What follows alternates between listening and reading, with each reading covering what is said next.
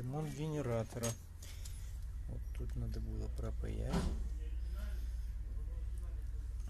Плохие контакты были. Все, зарядочка сейчас пошла у нас. Все хорошо. И поменять надо было вот этот корпус. И поменять надо было регулятор напряжения на новенький, потому что старый сгнил. Он просто сгнил. И пришлось поменять контактные кольца, потому что у них была выработка. Будет как новенький. Сейчас генератор